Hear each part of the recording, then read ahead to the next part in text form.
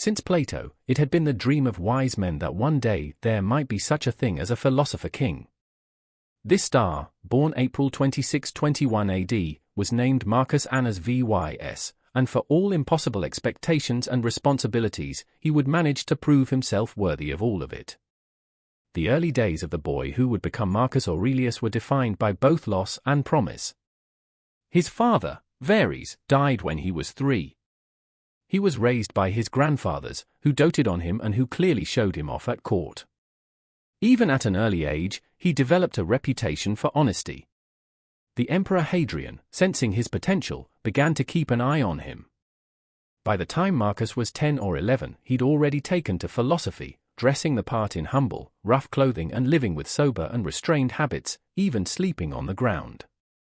Toughening himself up, Marcus would write later about the character traits he tried to define himself by, which he called epithets for the self, and they were upright, modest, straightforward, sane, cooperative, and disinterested. Hadrian, who never had a son and had begun to think of choosing a successor, must have sensed the commitment to those ideas in Marcus from boyhood on.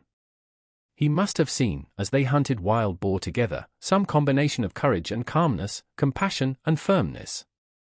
He must have seen something in his soul that Marcus likely could not even see himself. Because by Marcus's 17th birthday, Hadrian had begun planning something extraordinary. He was going to make Marcus Aurelius the Emperor of Rome. On February 25, 138 AD, Hadrian adopted an able and trustworthy 55-year-old administrator named Antoninus Pius on the condition that he, in turn, adopt Marcus Aurelius. By the time Hadrian died a few months later, destiny was set. Marcus Aurelius was groomed for a position that only 15 people had ever held in Rome.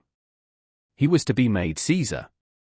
Unlike most princes, Marcus did not yearn for power. We are told that when he learned he had been officially adopted by Hadrian, he was greatly saddened rather than overjoyed. Perhaps that's because he would have rather been a philosopher.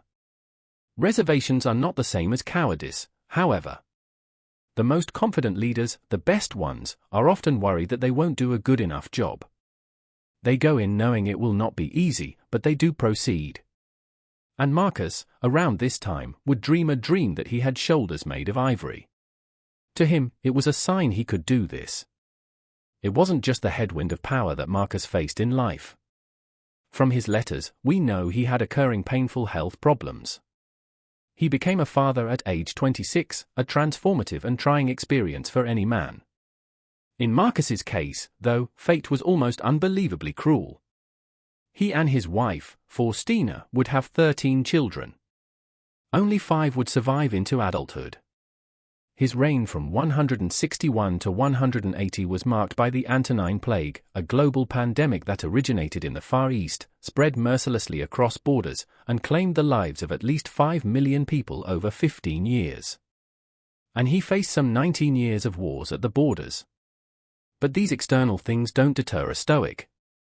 Marcus believed that plagues and war could only threaten our life. What we need to protect is our character, how we act within these wars and plagues and life's other setbacks. To abandon character, that's real evil. Consider the first action that Marcus Aurelius took in 161 AD when his adopted father, Antoninus Pius, died. Marcus Aurelius found himself in an even more complex situation. He had an adoptive brother, Lucius Verus, who had even closer ties to Hadrian's legacy. What ought he do? What would you do? Marcus Aurelius cut this Gordian knot with effortlessly and grace. He named his adoptive brother Lucius Verus co-emperor. The first thing Marcus Aurelius did with absolute power was voluntarily share half of it. But this was just one of several such gestures that defined Marcus Aurelius's reign. When the Antonine Plague hit Rome and the streets were littered with bodies and danger hung in the air, no one would have faulted him for fleeing the city. In fact, that might have been a more prudent course of action. Instead, Marcus stayed, never showing fear, reassuring the people by his very presence that he did not value his safety more than the responsibilities of his office. Later, when, due to the ravages of the plagues and those endless wars, Rome's treasury was exhausted, Marcus Aurelius was once again faced with the choice of doing things the easy way or the hard way. he could have levied high taxes, he could have looted the provinces, he could have kicked the can down the road, running up bills his successors would have to deal with. Instead, Marcus took all the imperial ornaments to the forum and sold them for gold.